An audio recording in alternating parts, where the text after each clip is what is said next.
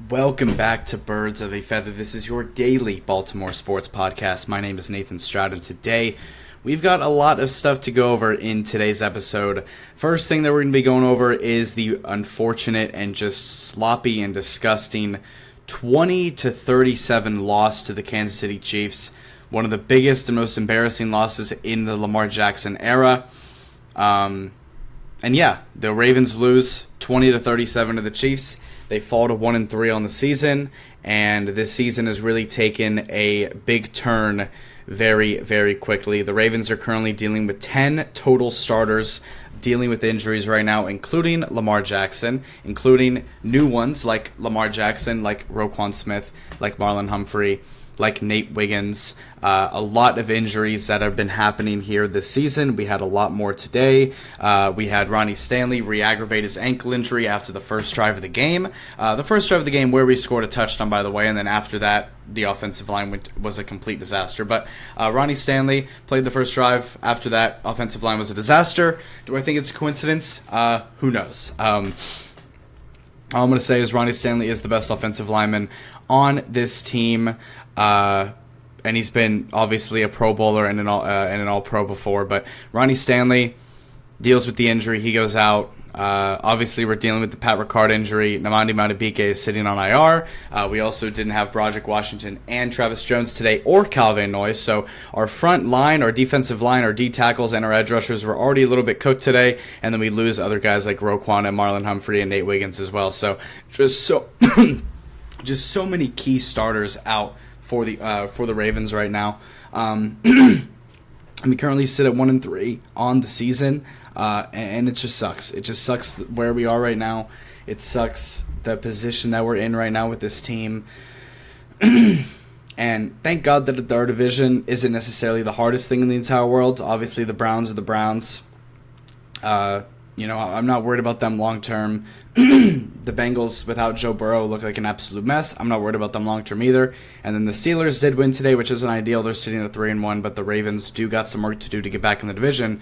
But I do believe that the Ravens will make the playoffs as of right now. I mean, my opinion can change later on, and especially if this Lamar Jackson injury is actually something serious, then we're officially cooked. But right now, it's just not looking good for the Ravens. We were lied to, basically, about this defense. We were lied to about this defense.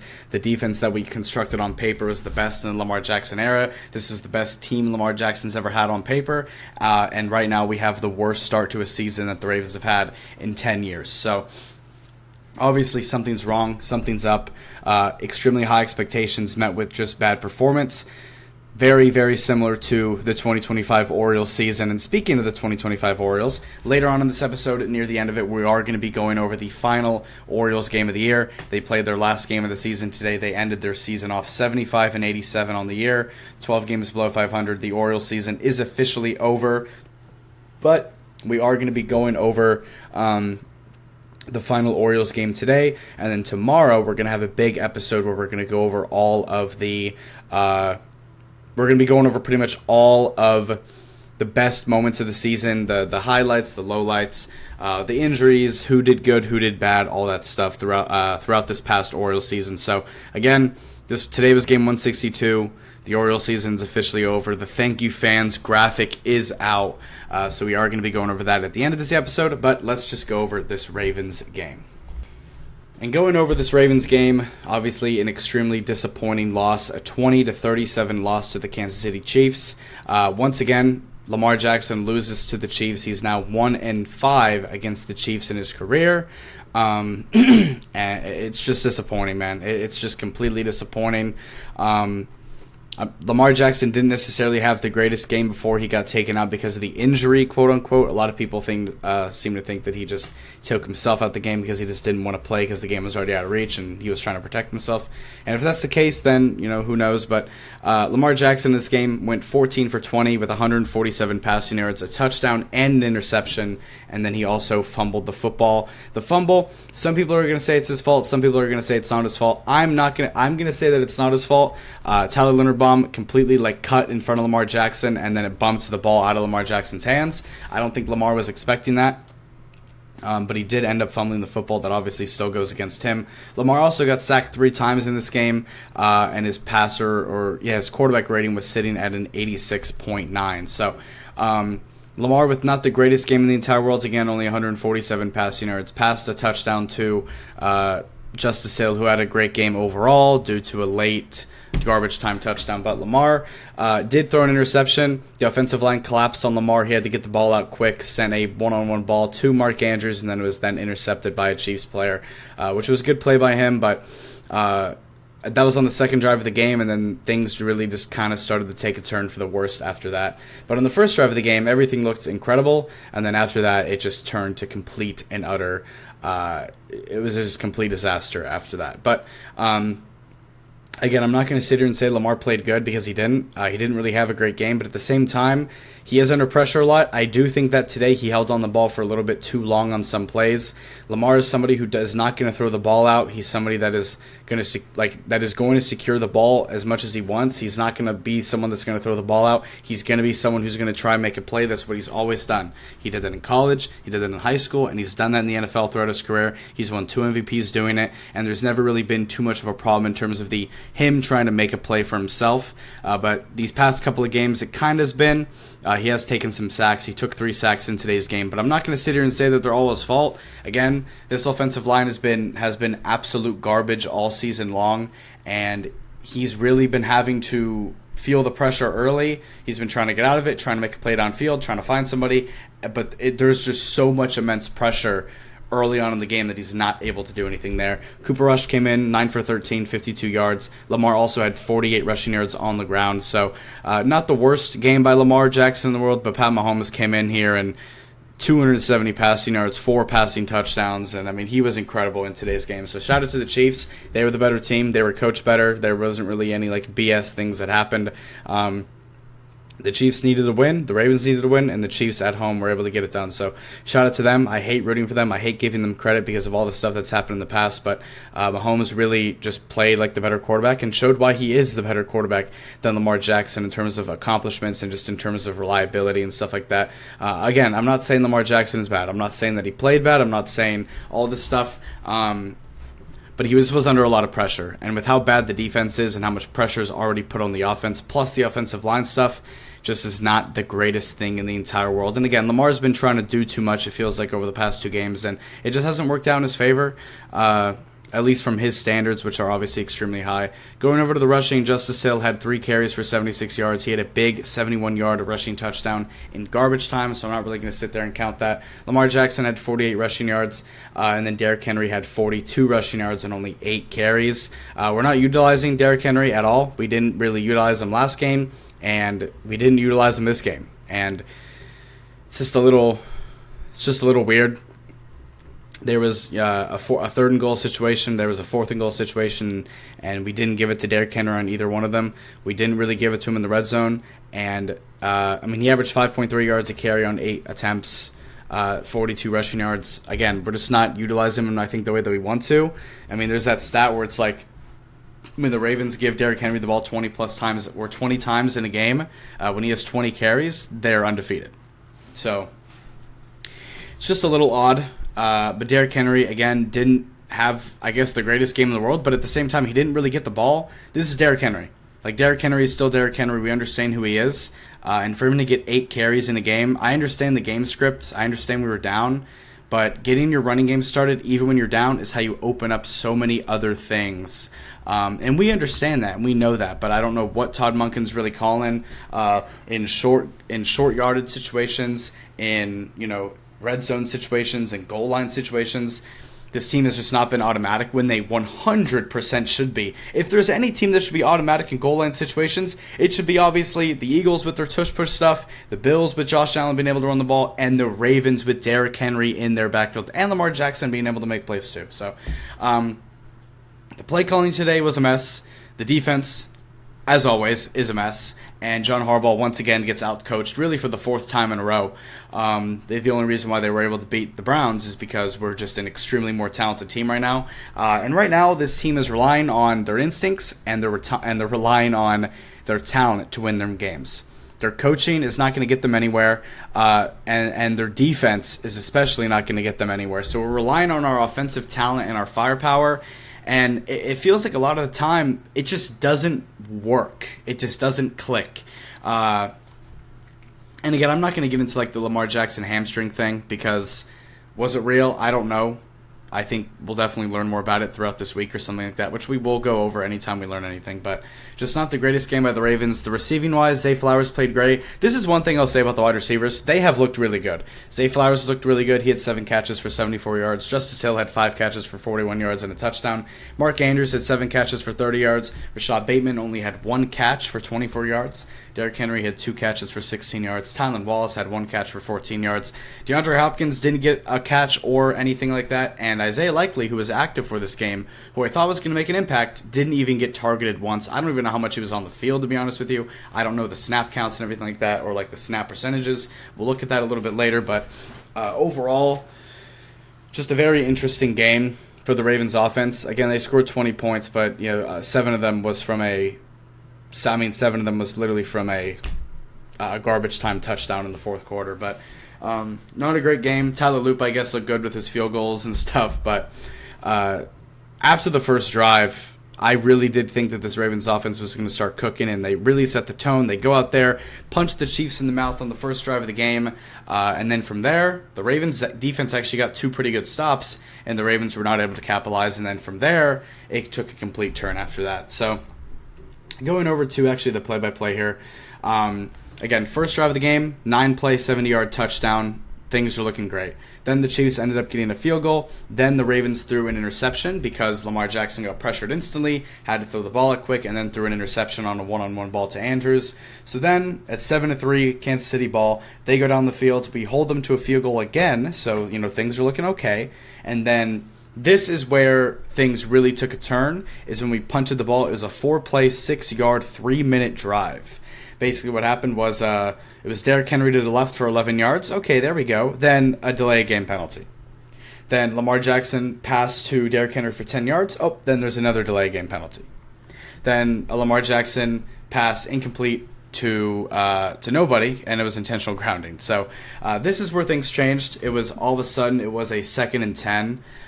There was 2 delay game penalties on that drive. John Harbaugh didn't call a timeout when we're in the middle of the second quarter. Again, you have 3 timeouts in a half, by the way. But 2 pregame penalties or 2 pre-snap penalties on this drive. It was a 2nd and 10. Lamar snapped the ball instantly. 5 to 6 guys are on him. He's running backwards, throws it out, or tries to throw it, intentional grounding. All of a sudden, it's 3rd and 26, and the drive is over. We give the ball back to the Chiefs, and then this is where they really start to just go crazy. Then the Chiefs go and score a touchdown. Then we get the ball back, and it was a 4th and 1. We went for it, and then we threw the ball on a 4th and 1. We threw the ball. Derrick Henry's in our backfield, by the way, and we threw the football. So we turned it over on downs there, gave the ball back to the Chiefs. They went and scored a touchdown. Then we fumbled the football because Tyler Linderbaum, and again, I'm not going to blame a single individual here. It's just like bad timing and a bad collision, and it kind of just shows like the vibe of this entire Ravens team this year. But Tyler Linderbaum cut in front of Lamar Jackson trying to make a block, and Lamar Jackson fumbled. We gave the ball back to the Chiefs again, and then they actually missed a field goal, and then which was kind of a break for the Ravens, and then we were actually able to get a field goal before half, and the Chiefs got the ball at half, but we were sitting at a 20-10 deficit at halftime. In my mind, I was thinking if we can get a stop to start the second half, if we can get a stop and get the ball back and score, we'll be looking a lot better. But then the Chiefs came out at half, came out of the second half, and immediately went down, drove down, scored a touchdown. All of a sudden, it's 27-10. Then we made it all the way down to the 15-yard line. Great drive, and we settled for 3 because we just couldn't. Once again, Lamar Jackson got pressured, couldn't really make a lot of plays that he wanted to, and we also just didn't really utilize Derrick Henry like we should have, and we ended up having to kick a field goal there. And then after that, it was pretty much over. The Chiefs then got a field goal, it was 13-30, and then after that, after the Chiefs got a field goal, and after really the last Ravens drive here, Lamar Jackson actually got taken out of the game due to a hamstring injury at the end of the third quarter, and he didn't play the rest of the third quarter and the entire fourth quarter. There's people that think that it's fake. There's people that think that it's real. I think that it was just because the game was out of hand, and I just don't think he wanted to risk his body with how much he was getting pressured. But after that, in the fourth quarter, obviously the Chiefs ended up scoring another touchdown. We scored a touchdown from the big run, and the Ravens lose 37-20 in this game. Again, the defense week 1 gave up 41 points. Week 2, they gave up 17 points, but the Browns still had a lot of yards in that game. And it wasn't necessarily the greatest defensive game in the world, but they still had some big plays individually, but still gave up a lot of yards. Week 3, they played the Lions, gave up 38 points, and then week 4, they gave up 37 points. So the 3 games that they've lost, they've given up 41, 38, and 37. Those are insane numbers. If you go over to like the team stats, the Chiefs obviously had more first downs. The fourth down efficiency, again, this is one of those things where you just get out coached. The Ravens were 1-4 on fourth down. The Chiefs were 4-for-4 on fourth down. The Chiefs were better in third down efficiency. The Chiefs had more total plays. The Chiefs had only 22 total more yards than the Ravens. Chiefs had more passing yards. We had more rushing yards, but a majority of that kind of was at the end of the game on the touchdown, so I'm not necessarily really going to count that. The Chiefs were 4-for-6 in the red zone, while we were 1-for-2. We had more penalties than the Chiefs. We actually had 16 more yards of penalty yardage than the Chiefs, with 6 penalties on the day. Obviously, we lost the turnover battle 2-0. Once again, our defense gets 0 turnovers. In the 3 losses we've had this year, our defense has gotten 0 turnovers in all 3 of our losses. And we've also turned the ball over in all 3 of our losses. So, there's a common denominator here. Losing the turnover battle puts you in a bad position to lose a game, and that's kind of what ended up happening. So, obviously, the Chiefs had about 9 more minutes of possession time, but overall, just a really disappointing game. And something that I do want to show you guys here is this. It says the Ravens will fall to 1-3 with 10 starters dealing with injuries. Quarterback Lamar Jackson, Ronnie Stanley, Pat Ricard, Namadi Madubuike, Broderick Washington, Travis Jones, Kyle Van Noy, Roquan Smith, Nate Wiggins, Marlon Humphrey. Those are 10 starters. 1, 2, 3, 4, 5, 6, 7 on defense, 3 on offense. The 3 on offense, one of them being obviously your superstar 2-time MVP quarterback, and then 2 guys who are very good blockers for you. Pat Ricard, I think his impact is being felt a lot recently. I think that Pat Ricard's impact is being felt quite a bit with how much pressure Lamar's under. Again, we use Pat Ricard most of the time as an extra offensive lineman, and he's somebody who has played so well for the Ravens throughout the years and been such a good extra blocker, and really helped out Lamar Jackson a lot. And with Pat Ricard not playing, I think it's really starting to show right now. So hopefully he can come back soon. Hopefully none of these injuries that happened today are super, super severe. Again, we'll learn more about that over the next few days. But as of right now, not looking too good for the Ravens. They go into a must-win game next week against the Texans, and the Texans are 1-3. The Ravens are 1-3. We're at home in Baltimore, and they have to get the job done. If they lose and they go to 1-4, I've kind of already accepted they're going to lose to the Rams. So if they go 1-4 next week against the Texans, and then they go 1-5 going into the bye, I'm not going to lie, guys, it's over if that ends up happening. But they have to win next week against the Texans.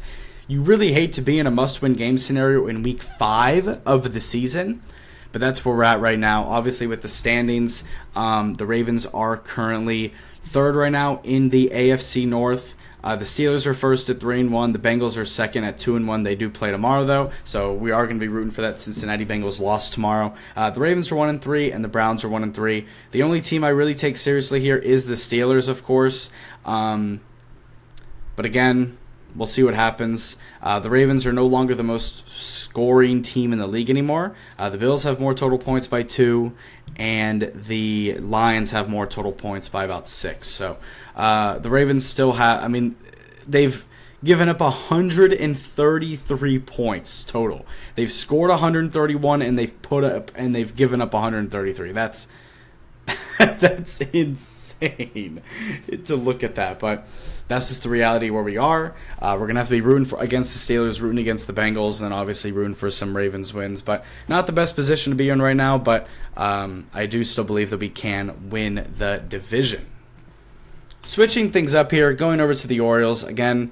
This is the other underperforming Baltimore sports team. The Orioles lose their final game of the season, 2-3 to the Yankees. They get swept in their last series of the year, which is just fitting. And the Orioles' official record to end the year is 75-87. And again, I don't want to sit here and be all negative because tomorrow we are going to be going over all of the negative, the positive, the good, the bad, everything like that. Who did good, who did bad, all that stuff, and kind of our optimistic look into next season. But there's a lot of stuff to be excited for next year. There was a report today from Bob Nightingale that he expects the Orioles to be the most aggressive team in free agency regarding pitching, whether that's bullpen, whether that's closer, whether that's starter. So that's going to be very exciting. Hopefully we can actually see that come true. But going over this game specifically, this is the final game of the Orioles season. The Orioles lose 2-3 to the Yankees. They put up 5 total hits. They scored 2 total runs on those 5 hits, and both of the runs were solo home runs. We're going to go over everyone's averages and stuff tomorrow, so I'm not going to go over it today. But Jackson Holliday went 1 for 4 in this game. Jordan Westburg went 2 for 4 with a solo home run. Gunnar Henderson 1 for 3 with a solo home run. Tyler O'Neill 1 for 4. Adley Rutschman 0 for 3. Ryan Mountcastle 0 for 4. Dylan Beavers 0 for 2 with 2 walks. Colton Cowser 0 for 4 with 3 strikeouts. Also want to give a special shout out to Colton Cowser and his fiance because Colton Cowser is actually engaged now. He did get engaged, I think. I don't know if it was immediately after the Yankees game or sometime this weekend, but Colton Cowser is engaged officially. He's going to be getting married, so shout out to Colton Cowser for that. Super happy for them. Very cool thing. And then Kobe Mayo went 0 for 3 in this game. So overall, the offense didn't really do anything. They scored 2 runs off of 2 solo shots. Going over to the pitching, Kyle Bradish got the start. 4 innings, 5 hits, 2 runs, 8 strikeouts, 0 walks. So 4 innings, 2 runs isn't the worst thing in the world, but we did try and be a little bit conservative with his innings pitched because he did pitch 69 pitches through 4 innings, which is a little much. Pull him. 4 innings, again, 4 innings, 2 runs, had 8 strikeouts. Not the worst thing in the world. You love to see those strikeout numbers go up. And again, Kyle Bradish is going to be a super important part of the Orioles rotation next year with Trevor Rogers. Keegan Aiken didn't give up a run. Dean Kramer came out of the bullpen. He didn't give up a run.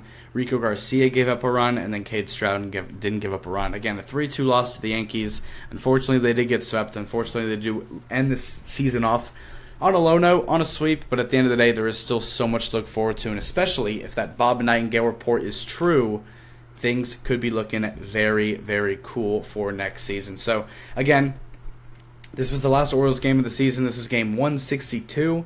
We're still going to go over any sort of Orioles news that happens this offseason leading up until free agency and leading up until, when free agency opens. We're going to be going over talking about who I want to be on the team, some guys that I'm looking forward to potentially getting, some guys that I want to target, some free agency predictions, all that stuff, kind of the team outlooks going into next year, and just any sort of Orioles news throughout the rest of this offseason and stuff. But right now the Ravens are going to be kind of on that front podium, which obviously right now it's not looking too great. They're 1-3 right now, and they're disappointing and underperforming just like the Orioles did. Except the Ravens had a lot more higher aspirations and expectations in the Orioles. So just overall disappointing for the Orioles on the season. 75-87 on the year officially. That is their final 2025 record, and hopefully next year they can get back into that 90 plus win column and hopefully make the playoffs next year. And yeah, we'll see what happens there. But again, tomorrow I am going to be doing the season recap video. It's going to be a pretty long video. Going to be going over kind of the start of the year, the ups, the downs, all the different stuff, kind of looking back at some of the videos that we made throughout the year. And again, I appreciate all the support you guys have given me. And there's going to be a lot of really cool things coming up as well. But thank you guys so much for tuning into and listening to this episode of Birds of a Feather.